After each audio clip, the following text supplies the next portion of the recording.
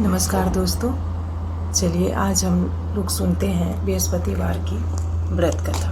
बृहस्पतिवार व्रत कथा का बहुत ही महत्व है और ये क्यों करना चाहिए, इससे क्या फ़ायदे हैं, ये इस कथा में सुन के ही आपको पता चल जाएगा। सबसे पहले तो व्रत का क्या महत्व है।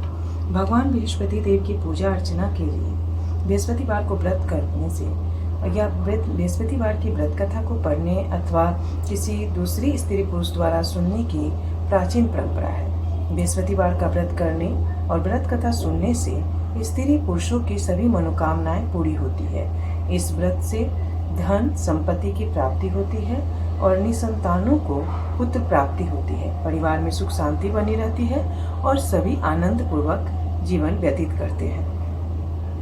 बृहस्पतिवार की जो सबसे प्राचीन कथा है उसे सुनते हैं। प्राचीन काल में एक बहुत ही निर्धन ब्राह्मण था। उसके कोई संतान नहीं थी। वह नित्य पूजा पाठ करता, परंतु उसकी स्त्री बड़ी मलिनता के साथ रहती थी। वह न स्नान करती, न किसी देवता का पूजन करती। प्रातःकाल उठते ही सर्वप्रथम भोजन करती, बाद में कोई अन्य कार्य करती। ब्राह्मण देवता बहुत दुखी रहते थे। पत्नी को बहुत समझाते, किंतु उसका कोई परिणाम न निकलता। भगवान की अनुकंपा से उस ब्राह्मण की पत्नी गर्भवती हुई और उसने 10वें महीने में एक सुंदर कन्या को जन्म दिया। निर्धन ब्राह्मण कन्या के जन्म से बहुत दुखी हुआ।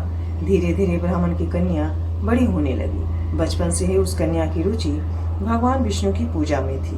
वह प्रातःकाल उठते ही स्नान आदि करके भगवान विष्णु की पूजा करने मंदिर में जाती थी। बृहस्पतिवार को व्रत करके विधिवत पूजा पाठ करती थी। पूजा पाठ के बाद वह पढ़ने के लिए पाठशाला में जाती थी। घर से चलते हुए वह मुट्ठी भर जौ साथ लेकर जाती और पाठशाला के रास्ते में थोड़े थोड़े जौ गिराती जाती थी। जब वह पाठशाला से घर लौटती तो जौ के वह दाने सोने में बदले हुए मिलते थे।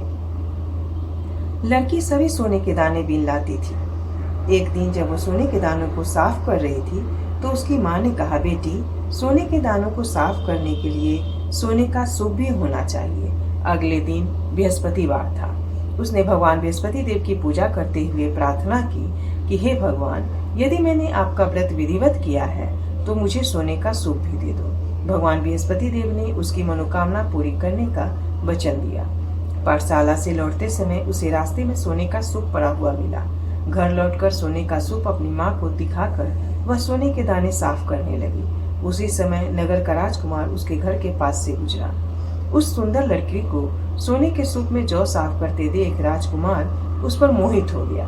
महल में लौटकर राजकुमार ने राजा से उस लड़की के विवाह की इच्छा प्रकट की। तो राजा ने ब्राह्मण को महल में बुलाकर राजकुमार से उस लड़की के विवाह की बात कही। ब्राह्मण तैयार हो गया।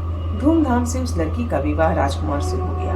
दुल्हन बनकर ब्राह्मण की लड़की महल में चली गई। लड़की के चले जाने से ब्राह्मण फिर निर्धन हो गया। उसे कई दिन भोजन भी नहीं मिलता था। बहुत दुखी होकर ब्राह्मण एक दिन अपनी लड़की के पास गया। अपने पिता की निर्धनता का समाचार सुनकर उसने बहुत सा धन देकर पिता को विदा किया।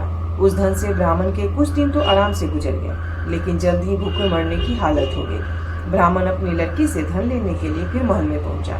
लड़की ने पिता की बुरी हालत देखकर कहा, पिताजी, आखिर आप कब तक मुझसे धन लेकर जीवन यापन करेंगे? आप कोई ऐसा उपाय क्यों नहीं करते जिससे आपका घर धन संपत्ति से भर जाए? ब्राह्मण ने कहा, मैंने तेरी माँ को बहुत समझा लिया, पर उसकी समझ में कुछ नहीं आता। उसका फुहरपन नष्ट हो तो घर की निर्धनता भी दूर हो जाए। तब कुछ सोचकर लड़की ने पिता से कहा, पिताजी, आप कुछ दिनों के लिए माँ को मेरे पास छोड़ जाओ। ब्राह्मण अपनी पत्नी को लड़की के पास महल में छोड़ आया। लड़की ने अपनी माँ से कहा, माँ, तुम प्रातःकाल उठकर स्नान आदि करके भगवान बृहस्पति देव की पूजा अवश्य करना। पूजा करने से तुम्हारी निर्धनता अवश्य दूर हो जाएगी। लेकिन उसकी माँ ने उसकी कोई बात नहीं मानी। तब क्रोधित होकर लड़की ने अपनी माँ को एक कक्ष में बंद कर दिया। सूर्योदय के समय माँ को उठाकर जबरदस्ती उसे स्नान कराया और फिर मंदिर में ले जाकर भगवान बृहस्पति देव की पूजा कराई। कुछ दिनों तक ऐसा करने से माँ की बुद्धि में परिवर्तन हुआ और वह स्वयं बृहस्पतिवार का व्रत रखने लगी। उसके व्रत रखने से ब्राह्मण के घर में भगवान विष्णु की अनुकंपा से धन की वर्षा होने लगी। दोनों पति पत्नी धन संपत्ति पाकर आनंद पूर्वक जीवन यापन करते हुए विष्णु धाम को चले गए। धन्यवाद।